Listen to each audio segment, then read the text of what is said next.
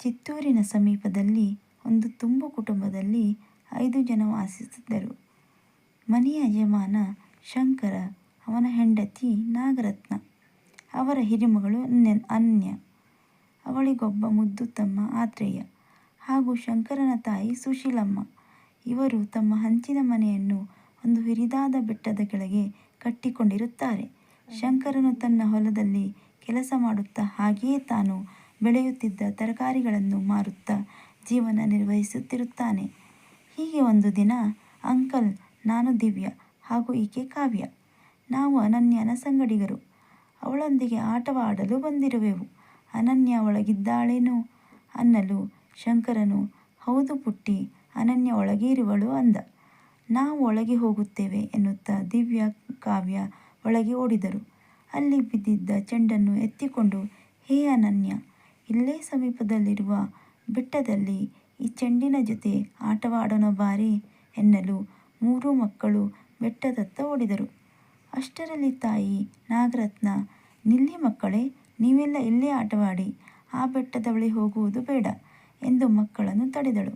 ಹೋಗಮ್ಮ, ನೀನು ಯಾವಾಗಲೂ ನನ್ನನ್ನು ಆ ಬೆಟ್ಟಕ್ಕೆ ಹೋಗುವುದರಿಂದ ತಡೆಯುತ್ತೀಯ, ಇಂದಾದರೂ ನಮ್ಮನ್ನು ಬಿಡು, ಆ ಸುಂದರವಾದ ವಾತಾವರಣದಲ್ಲಿ ಹೋಗಿ ಆಟವಾಡಿಕೊಂಡು ಬರುತ್ತೇವೆ ಎಂದು ತರತರದಿಂದ ಗೋಗರಿದಳು.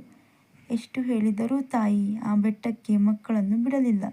ನಿರಾಶೆಯಿಂದ ಮಕ್ಕಳು ಅಲ್ಲೇ ಆಡತೊಡಗಿದರು. ಹೀಗೆ ಆಡುತ್ತಿರುವಾಗ ಆತ್ರೇಯನು ಎಲ್ಲಿಂದಲೋ ಒಂದು ಬೆಕ್ಕನ್ನು ಹಿಡಿದು ತಂದನು. ಆ ಬೆಕ್ಕು ಮನೆಯ ಸುತ್ತಮುತ್ತ ಓಡಲು ಶುರು ಮಾಡಿತು. ಮಕ್ಕಳು ಚೆಂಡನ್ನು ಬಿಟ್ಟು ಬೆಕ್ಕನ್ನು ಹಿಡಿಯಲು ಅದರ ಹಿಂದೆ ಓಡತೊಡಗಿದರು. ಶಂಕರನು ಹೊಲದ ಕೆಲಸದಲ್ಲಿ ತಲ್ಲೀನನಾಗಿದ್ದರೆ ನಾಗರತ್ನಾಳು ಅಡುಗೆ ಮನೆಯೊಳಗೆ ಕೆಲಸ ಮಾಡುತ್ತಿದ್ದಳು. ಆ ಬೆಕ್ಕು ಓಡುತ್ತಾ ಓಡುತ್ತಾ ಬೆಟ್ಟದತ್ತ ಓಡಿತು. ಮಕ್ಕಳು ಅದರ ಹಿಂಬಾಲಿಸುತ್ತಾ ಇವರೂ ಸಹ ಆ ಹಿರಿದಾದ ಬೆಟ್ಟದತ್ತ ಹೋಗಿಯೇ ಬಿಟ್ಟರು. ಸ್ವಲ್ಪ ಸಮಯದ ನಂತರ ಬೆಕ್ಕು ಕಾಣದಂತಾಯಿತು. ಎಷ್ಟು ಹುಡುಕಿದರೂ ಸಿಗಲೇ ಇಲ್ಲ. ಅದನ್ನು ಹುಡುಕುತ್ತಾ ಒಬ್ಬೊಬ್ಬರು ಒಂದೊಂದು ದಿಕ್ಕಾದರು. ತಾವು ಬಂದ ದಾರಿ ತೋಚದೆ ಎಲ್ಲರಿಗೂ ಭಯವಾಗಲು ಶುರುವಾಯಿತು. ಆದರೆ ಆತ್ರೇಯನು ಮಾತ್ರ ಧೈರ್ಯದಿಂದ ತನ್ನ ಅಕ್ಕಳನ್ನು ಹುಡುಕುತ್ತಾ ನಡೆಯುತ್ತಿದ್ದನು. ಸೂರ್ಯನ ಬಿಸಿಲು ನೆಲಕ್ಕೆ ತಾಗದಷ್ಟು ದಟ್ಟವಾದ ಅರಣ್ಯ. ಮಧ್ಯಾಹ್ನದ ಸಮಯದಲ್ಲೂ ಸುತ್ತಮುತ್ತ ಆವಿರ್ಭವಿಸಿದ್ದ ಮಂಜು ಕಣ್ಣು ಹಾಯಿಸಿದಲ್ಲೆಲ್ಲ ಭಯಾನಕವಾದ ಗಿಡಬಳ್ಳಿಗಳು, ಎಲ್ಲೋ ದೂರದಿಂದ ಬರುತ್ತಿರುವ ಆರ್ತನಾದ, ಕಾಡು ಪ್ರಾಣಿಗಳ ಗರ್ಜನೆ. ಅಷ್ಟರಲ್ಲಿ ಅನನ್ಯ ಎಂದು ದಿವ್ಯ ಕರೆಯುತ್ತಿರುವುದು ಕೇಳಿಸಿ ಅದೇ ದಾರಿಯಲ್ಲಿ ಅನನ್ಯ ನಡೆದಾಗ ಅವಳಿಗೆ ದಿವ್ಯ ದೊರೆತಳು. ಇಬ್ಬರೂ ಕಾವ್ಯ ಮತ್ತು ಆತ್ರೇಯನನ್ನು ಹುಡುಕುತ್ತಾ ಹೊರಟರು. ಇತ್ತ ಮಕ್ಕಳ ಗಲಾಟೆ ಕೇಳುತ್ತಿಲ್ಲವಲ್ಲ ಎಂದು ತಾಯಿ ಹೊರಬಂದು ಮಕ್ಕಳು ಇಲ್ಲದ್ದನ್ನು ಗಮನಿಸಿ ಗಾಬರಿಯಿಂದ ಹೊಲದಲ್ಲಿ ಕೆಲಸ ಮಾಡುತ್ತಿದ್ದ ತನ್ನ ಗಂಡನ ಬಳಿ ಓಡಿದಳು.